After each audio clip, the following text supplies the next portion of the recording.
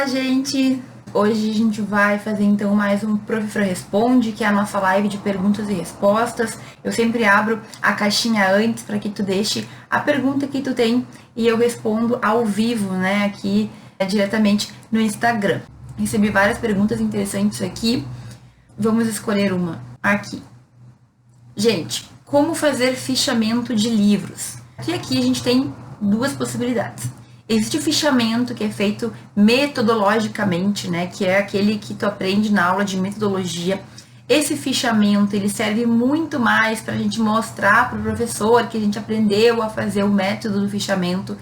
Basta tu seguir as regrinhas lá, mas é basicamente tu ler o livro, tu selecionar as partes do livro, tem que ter aí, claro, fichinhas em que tu vai colocar a referência do livro e a parte que tu selecionou e a página. Cada professor determina a forma como ele quer, se for um trabalho, então, de aula. Então, veja, existem dois tipos de fichamento. Aquele que tu faz para mostrar para o professor de metodologia que tu sabe fazer um fichamento. E aí é o que eu tô falando, vai depender do que o professor te disser. Alguns professores ainda hoje determinam que os alunos façam em fichas, certo? No papel, a pessoa tem que fazer à mão. Esse é o método mais antigo, mais clássico, que era utilizado por muito tempo, quando o computador não era ainda uma realidade.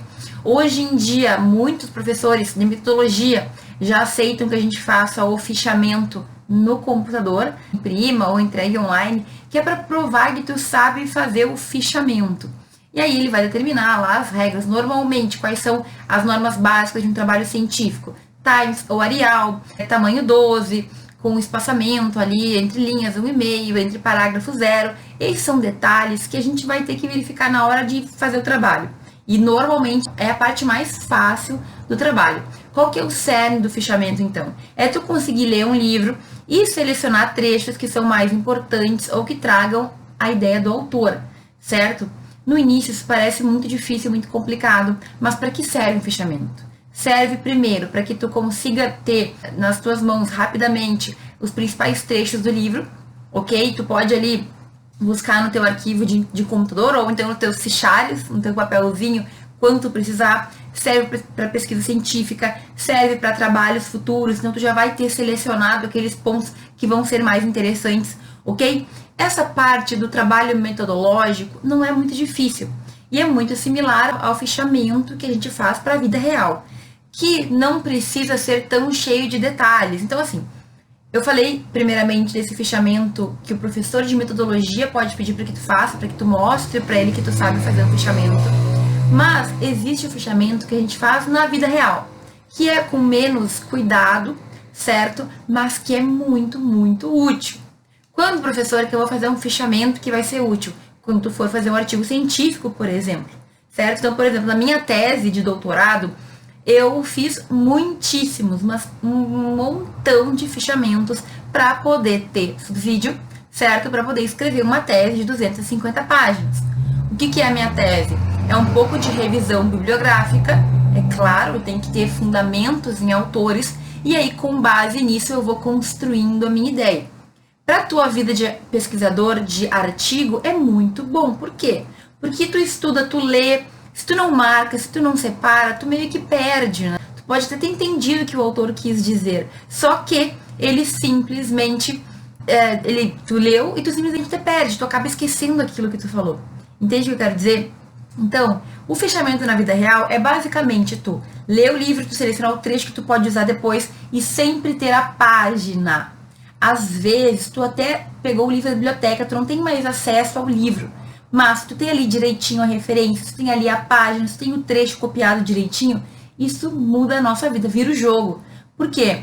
Porque o dia que tu precisar daquele assunto, daquele tema, daquele livro, tu vai encontrar com rapidez, tu não tem que ler o livro inteiro de novo, certo? Na minha tese de doutorado eu fiz muito isso. Eu ia lendo, selecionando, eu tinha então muitos arquivos em que eu conseguia depois, quando eu precisasse, buscar, encontrar para poder fazer uma citação, para poder fazer uma referência, para poder dizer que não era da minha cabeça aquilo que eu estava falando. Na academia, gente, na parte acadêmica, na vida de pesquisador, isso é muito importante. Por quê? E eu vou ser muito sincera contigo. Os professores, em geral, os doutrinadores, para tu ser um doutrinador, tem que ser uma pessoa que estudou muito na vida. Então, talvez tu perceba que muitos dos livros que a gente lê, os caras quase não fazem referência. E para eles, isso é aceitável, porque eles já têm, digamos, uma reputação, uma autoridade. Ninguém questiona o que os grandes doutrinadores falam, certo? Às vezes eles fazem uma referência, mas na maioria das vezes é muito pequena. Quando a gente fala, no entanto, de pessoas como eu, como tu, que estão aí no caminho, que ainda não tem nome, que ninguém sabe o que eu pesquiso, eu sou obrigada a fundamentar a minha ideia em outra pessoa. Eu e tu, né? Provavelmente. Se tu não é um grande doutrinador que está me assistindo agora nesse momento. Então, esse tipo de fichamento facilita porque quando tu for trazer a tua ideia, ou quando tu for falar de algum tema, tu sempre tem que ter alguém de peso, alguém referenciado, alguém que escreveu um livro ou um artigo científico sobre aquele assunto, ok? Então, para escrever artigo, para fazer pesquisa, para fazer dissertação, para fazer tese, nós, pessoas normais, a gente precisa ter essas referências. Se tu vai fazer um artigo e não tem referência, fica bem difícil a tua vida. Porque aí pode ser qualquer coisa, pode ser um artigo de blog, mas não é um artigo científico.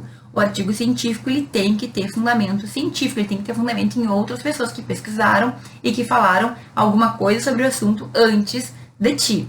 Ah, professora, mas então, o que eu faço? Eu quero escrever da minha ideia, como é que eu vou inovar no meu trabalho? Bom, tu vai inovar na parte final, tu vai inovar lá no último ponto, tu vai inovar na tua conclusão, certo? Mas o normal, o aceitável e o correto é que durante todo o teu trabalho tu vá construindo a tua ideia com base em outras pessoas, ok? Tem partes mais autorais, principalmente a gente pode ter quando a gente faz uma análise de caso. No meu livro de dissertação de mestrado, então eu fiz uma dissertação para poder ser mestra, eu tive que fazer um trabalho. Deu muito trabalho mesmo. E eu fiz uma análise de sites governamentais. O que acontece? Nessa parte, eu não precisava citar ninguém. Por quê? Porque eu tinha os dados que eu coletei. O que eu fiz, gente? Por um ano, eu tirei print de página de site, de página de Facebook e de página de blog. Que na época o blog era bastante utilizado pelo Ministério da Saúde. Essa foi a minha dissertação de mestrado, ok?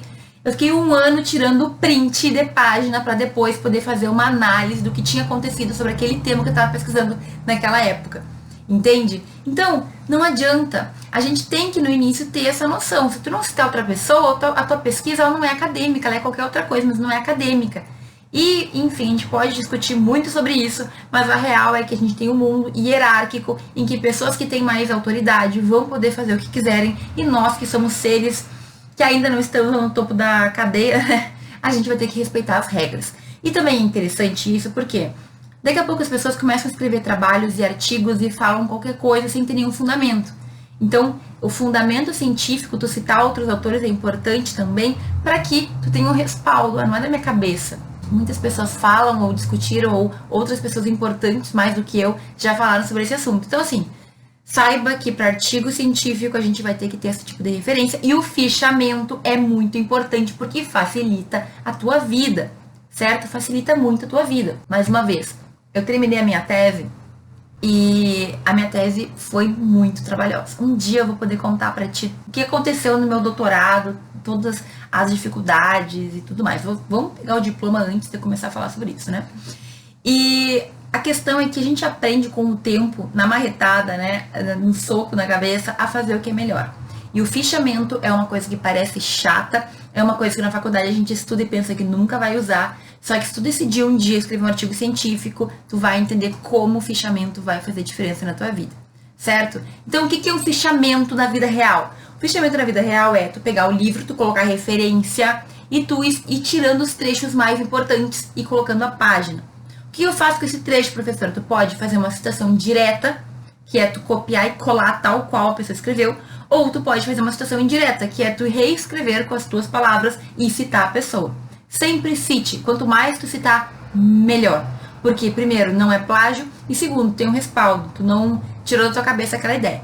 A gente vai falar mais sobre artigo científico, mas saiba que esse é um ponto já bastante importante. Então, como fazer o fichamento de livros? É tu pegar os trechos mais importantes e ir selecionando e colocando ou em fichas, certo? Ou no próprio computador, no Word ali, tu vai colocando, selecionando as partes mais importantes, tu vai ter no final um grande, digamos, um grande arquivo de ideias que tu pode utilizar para pesquisa e para estudos também. Tem gente que estuda por meio de fichamentos, de fichas. Então, tu pode estudar também, mas, gente, fichamento é uma coisa que parece inútil no início, mas no final faz uma diferença muito grande. Por isso que é importante que tu saiba o que é e é importante que tu aprenda a usar também, ok? Prof, indica alguma técnica para conseguir ler mais rápido. E esse tipo de pergunta vai se desdobrar em várias outras, certo? Por quê? Gente, olha só. Primeiro, a gente tem que entender o porquê e o que tu quer ler mais rápido. Então, tu quer ler mais rápido livros de direito, livros da faculdade? Tudo bem. Por que tu quer ler mais rápido? Porque tu quer ler mais coisas ou porque tu quer fazer as coisas mais rápido para não gastar muito tempo de estudo, ou porque tu quer estudar mais. Então, aqui, talvez tu já tenha escutado, né, já tenha ouvido falar, alguém já tenha falado, já tenha lido em algum lugar sobre leituras dinâmicas.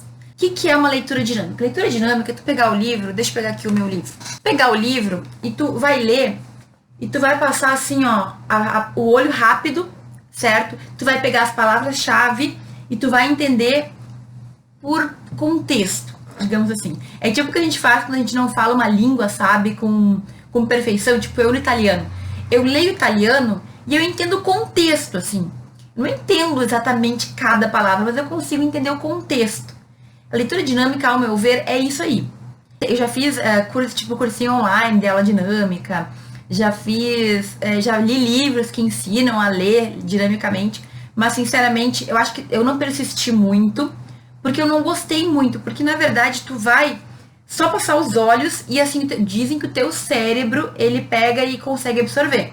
Talvez alguém aqui na live já tenha feito leitura dinâmica e tenha funcionado. Então, eu conheço essa técnica para leitura dinâmica, certo? Para mim não deu muito certo, assim, eu não gosto muito. Então, indica alguma técnica, tu pode procurar essa, ok? Mas aí voltamos a refletir sobre isso. Por que tu quer ler mais rápido? É para ler muito mais? Sabe por quê? Porque assim, no direito, livros de direito, às vezes, se tu lê muito rápido, tu não consegue absorver. Se tu lê muito rápido, tu vai ter que voltar para ler de novo, principalmente porque tem palavras e termos e jeito de escrever que às vezes a gente realmente não consegue. Sabe aquela ideia de... Vocês já viram aquele meme que a pessoa fala assim... Descobri que, sendo estudante de direito, eu sou analfabeta, porque li 10 vezes o mesmo parágrafo e não entendi. Pois é. Como é que a gente vai fazer uma leitura rápida quando é meio difícil a gente entender, mesmo lendo devagar? Então, toma cuidado, porque às vezes a gente quer ganhar tempo e a gente acaba perdendo tempo, porque ao invés de ler uma vez, eu tenho que ler 10 vezes para entender. Então, dizem que a leitura dinâmica, essa leitura de passar o olho e ler, é algo indicado para quem está fazendo uma leitura técnica.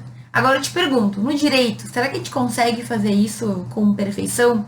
Eu acho um pouco difícil, sabe? E para mim nunca deu certo. Se alguém aqui conseguiu ou consegue fazer, me avisa, manda um direct depois que eu socializo o teu caso, mando pro resto do pessoal. Agora, a gente tem que entender que nem sempre o rápido é o melhor, nem sempre o barato sai...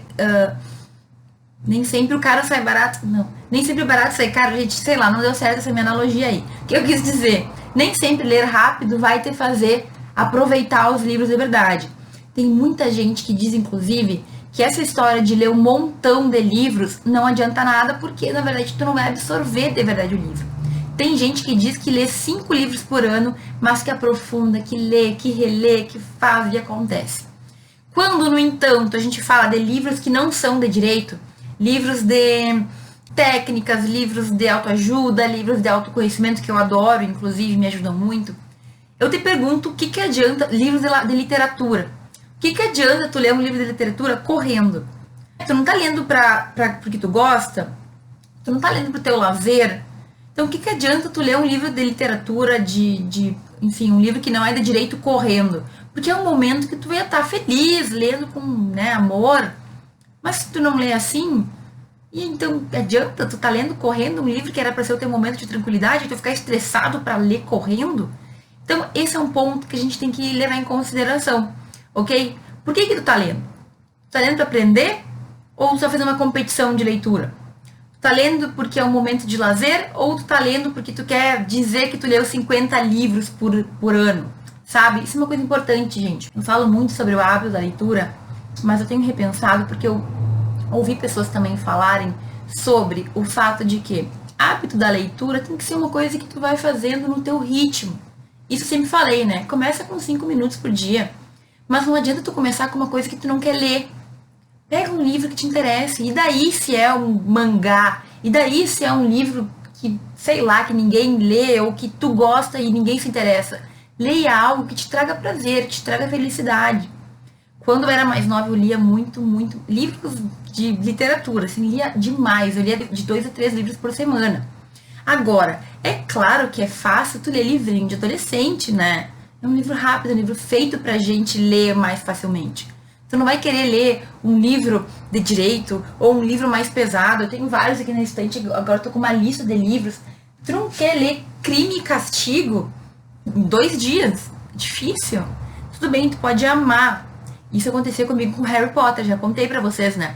Eu lia cada livro, assim, em 1, 2 horas, e aí eu percebi que eu tava, tipo... Eu tava estragando a minha leitura, porque eu tava lendo por desespero de saber, mas eu não tava aproveitando cada página, sabe? Cada historiazinha. Quando eu li O Senhor dos Anéis, eu li os 3 livros. Não sei se tu conhece O Senhor dos Anéis, né? Porque talvez esteja ficando já uma coisa de gente velha, porque já é uma coisa antiga, mas com certeza tu já ouviu falar. Eu li a trilogia do Senhor dos Anéis. Aquele livro, os 3 livros, eles são livros que o cara fica descrevendo, assim, sabe, as montanhas. E pra falar a verdade, eu demorei muito pra entender a literatura de... Ai, que saco, pra que ficar descrevendo as montanhas? O que me interessa? Quero saber o que vai acontecer com o Frodo. Entendeu? Eu demorei pra perceber que eu tava sendo idiota, ignorante. Porque, na verdade, eu não tava aproveitando a leitura. Eu tava só querendo terminar o livro. E aí não é uma leitura prazerosa, é uma leitura de desespero. Tipo, quer terminar, para de enrolar, fala logo o que aconteceu. E aí no 3º livro eu percebi que ele dava tantos detalhes que se tu aproveitasse, nossa, tu entrava no lugar. E aí eu percebi, tô perdendo o prazer, o senso da leitura. Sabe? Senhor dos Anéis pra mim é um exemplo que me marcou, porque eu demorei 3 livros, só no 3º eu percebi que, nossa, eu podia ter lido e realmente entrado na história. Eu só entrei na história no 3º, que daí eu ficava 10 páginas lendo sobre a cor da neve, da montanha rochosa. Me lembro muito disso. Então, ler mais rápido. Por que tu quer ler mais rápido? Eu vejo também que isso acontece com questão do estudo. Professora, como estudar mais rápido? Professora, como que eu me livro logo? Calma. Adianta tu ler e estudar rápido só pra dizer que fez? Adianta a gente estudar de qualquer jeito só pra falar, não, mas eu fiz. Não adianta, né? E outra coisa, sobre essa história de ler 40 livros ao ano. Gente, eu leio muito mesmo. Mas normalmente eu leio porque eu tô interessada. Tá, tem aqueles livros que de vez em quando demoram pra pegar no tranco. Mas ler, só pra dizer que leu, não adianta. Então a gente tem que ficar atento a isso que a gente às vezes faz com a gente mesmo. Eu quero ler muito, eu quero ter lido 10 livros, eu quero ter lido em um mês, eu quero ter lido um montão. Calma.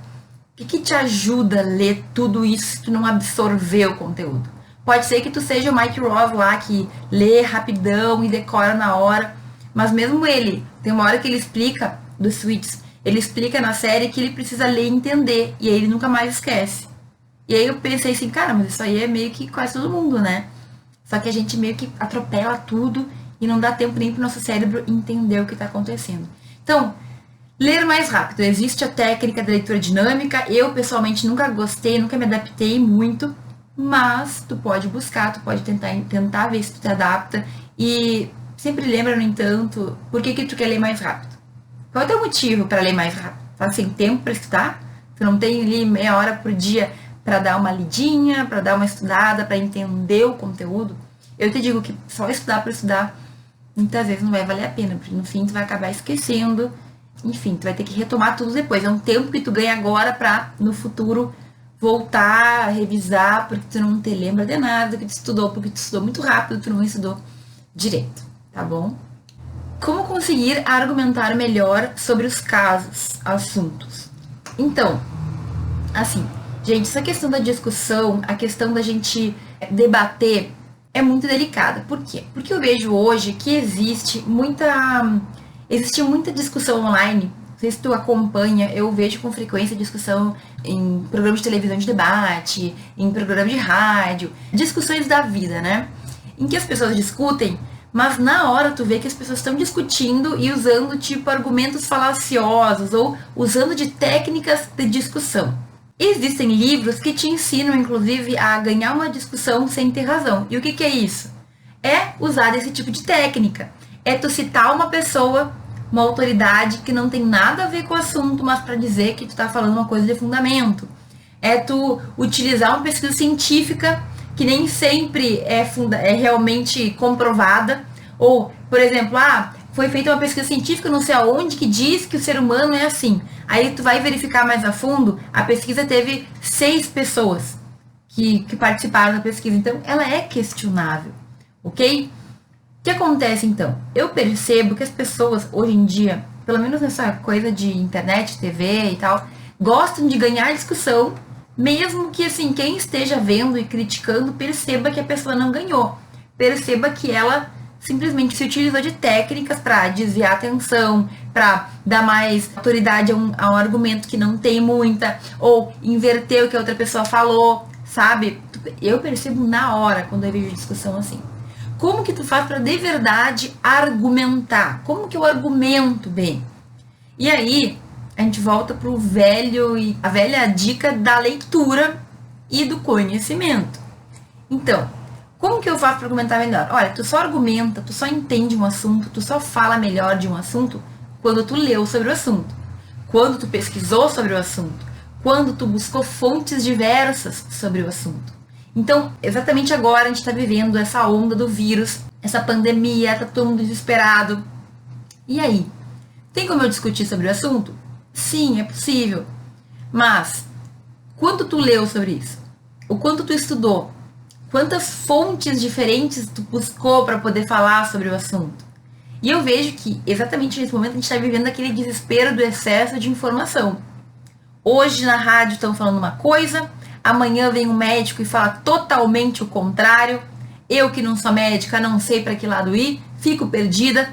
Aí eu começo a escolher os argumentos que eu quero para ganhar a discussão, entende? Então, gente, a gente tem que ter na nossa cabeça, lá dentro do nosso cérebro, um monte de gavetas em que tu vai ter vários conhecimentos. Para mim, uma pessoa que argumenta bem é uma pessoa que entende, que estudou, que sabe, que se fundamenta naquilo que fala. Então, o exemplo do coronavírus. Eu vi uma pessoa falar e eu saio por aí divagando e discutindo e argumentando com base no que eu acredito. Não dá, né? Um péssimo debatedor é aquele que pega uma coisa a seu favor e usa aquilo para tudo. E assim, no direito, isso é muito comum, principalmente em processo judicial. Processo judicial, tu não tá interessado em ser muito justo, infelizmente, né? Tá interessado em fazer a tua parte, o teu interesse ganhar. E eu vi isso com muita frequência, a gente vê isso com muita frequência no Poder Judiciário. Então, o advogado, ele vai tratar daquilo que é parcial e que é importante para ele. Ele não vai trazer os pontos de discussão, sabe? Me lembro de uma vez que eu fiz um parecer para o Ministério Público em que simplesmente não existia posicionamento. E basicamente a gente encontrou um único posicionamento, que era o mesmo de uma das partes. Só tinha uma jurisprudência no Brasil sobre aquilo, não me lembro que caso que era. E a gente simplesmente reiterou com o mesmo julgado, tá? A gente fala jurisprudência na vida normal, assim, mas o certo seria um julgado, uma decisão, ok? E aí, paciência, a gente tinha que fundamentar o nosso parecer, o que a gente opinava. E a única decisão que a gente encontrou foi aquela, a gente reutilizou. O que eu tô querendo dizer aqui? Eu tô querendo dizer que a gente, pra argumentar, depende do que tu quer. Tu quer só ganhar discussão? Se for só pra ganhar discussão, tu pode usar essas técnicas baratas que qualquer pessoa percebe que tu tá usando.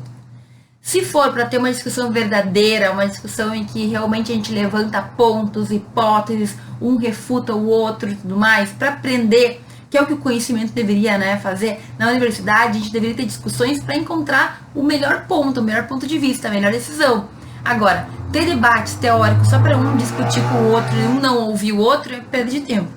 Para esse verdadeiro essa criação do conhecimento, eu preciso ter fundamentos, eu preciso ter lido, eu preciso ter buscado diferentes pontos de vista, eu preciso entender ali o que está acontecendo, certo? Entender do assunto, buscar especialistas, pessoas que sabem mais sobre aquele assunto do que eu.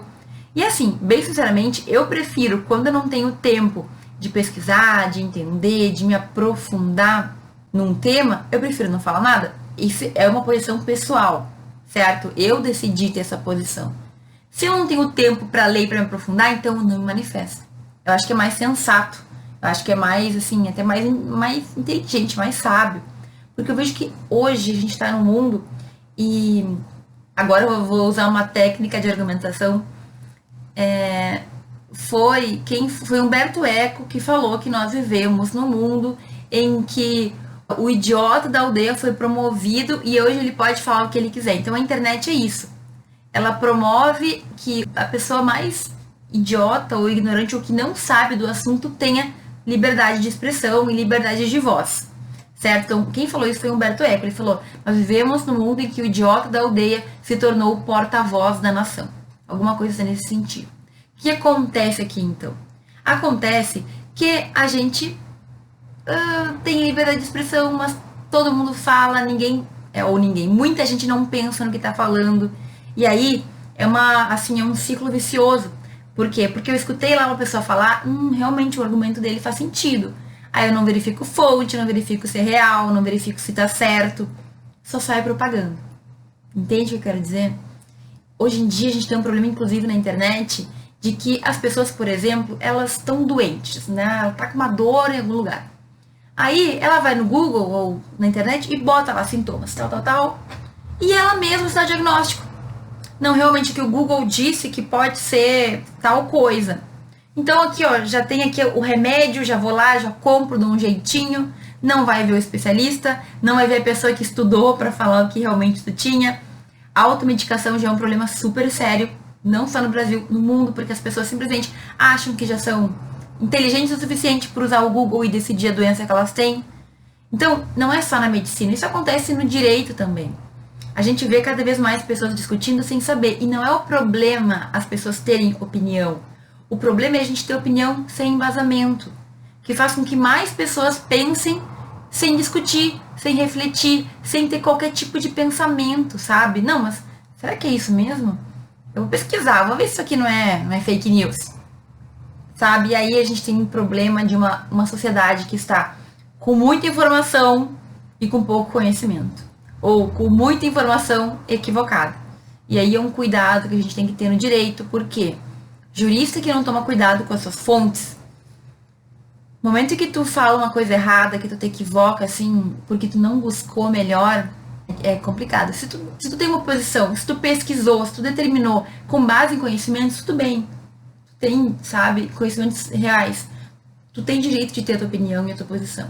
O que me dá medo são as pessoas que sequer se preocupam em buscar e saem por aí falando sem ter qualquer conhecimento de causa. Eu acho uma posição inteligente, se tu não tem estudo, se tu não entendeu, se tu não buscou, se tu não se aprofundou num tema, fica quieto, pra ser bem sincera. E assim, estudar e se aprofundar não é ler um site de notícias, tá?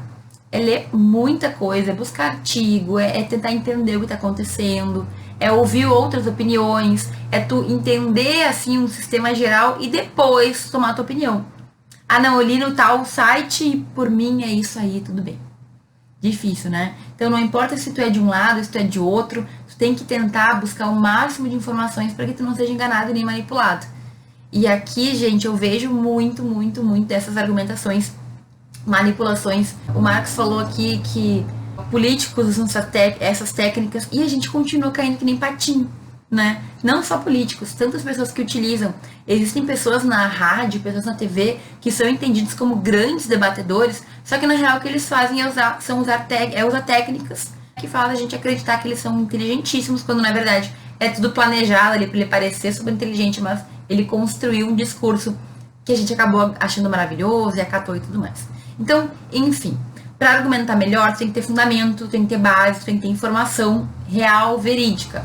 Não fake news, não coisa falsa, certo? Quando tu tem esse tipo de fundamento, tu consegue argumentar melhor, tu consegue desarmar a outra parte. É claro que, por exemplo, num debate em sala de aula, tu tem que pesquisar isso antes. Num debate, num processo, tu tem que saber o que a outra parte vai falar. E não é tão difícil fazer isso. Tu tem que defender o teu ponto, tu tem que ter muito bem forte os teus argumentos, mas tu tem que saber como desconstruir o argumento da outra parte. Mas aí é um debate diferente, porque é um debate que eu quero ganhar o debate, não é um debate em que eu quero trazer uma construção de conhecimento. Nas aulas que eu dava de TGD, eu sempre fazia uma discussão sobre o caso dos exploradores de caverna. Sabe o desafio que a gente fez em fevereiro, que eu analisei todo aquele texto? Pois é, na faculdade que eu dava aula, eu fazia o seguinte, eu dividia a turma em 3 grupos, um grupo ia defender, um grupo ia acusar e o outro seria o tribunal, ok? E aí o que acontecia? A gente debatia e as pessoas tinham que tomar um lado. Elas não podiam simplesmente falar que não, tu foi sorteado, aprenda a defender o teu lado. E depois, quando tinha acabado já essa discussão, a gente tinha uma conversa sincera e aí cada um falava o que pensava, mesmo que fosse diferente daquilo que tinha defendido até então, porque daí já tinha sido o julgamento tinha acontecido, certo? Vale a pena tentar um estágio nesse momento? Hoje eu falei no post no Instagram, falei sobre não ficar parado, para a gente evoluir e tudo mais. Só que assim, sinceramente, acredito que agora, com tanta coisa parando, os órgãos diminuindo horário, ou vão parar mesmo e tudo mais, a gente tem que entender que agora a coisa vai ficar um pouco diferente, assim, principalmente questões físicas. Então, talvez os editais sejam suspensos, talvez a gente não faça nenhuma seleção, talvez você não tenha como usar as tuas armas ali para conseguir efetivar o estágio. O que tu pode tentar fazer nesse momento, por exemplo, é mandar um e-mail para alguém, é tentar entrar em contato com alguém que possa te indicar ou que esteja procurando alguém.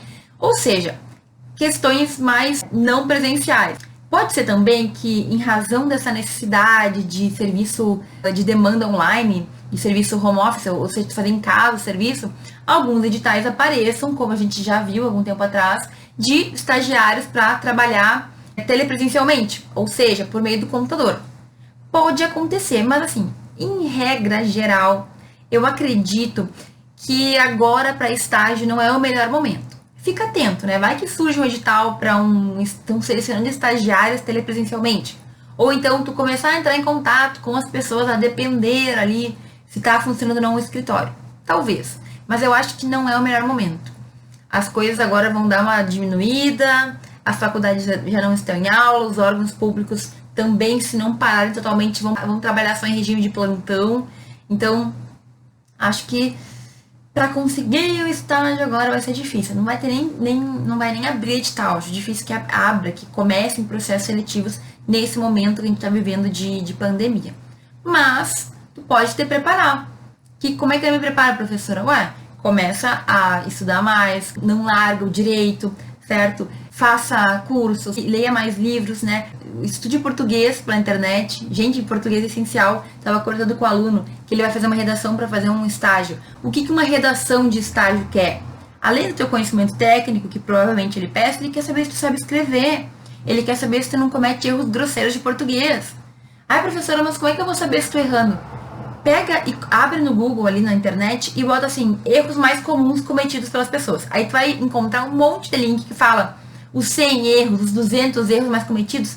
E aí todo dia tu vai lá ler um erro.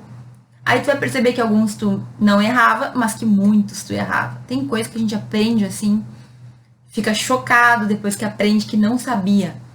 E tu tem que melhorar, tu tem que, sabe, fazer acontecer. Eu vou contar aqui, pra quem tá aqui ao vivo, e para quem for ver a gravação depois, um erro muito rude que eu descobri agora com essa onda de coronavírus que eu não sabia. E assim, eu me senti bem burra.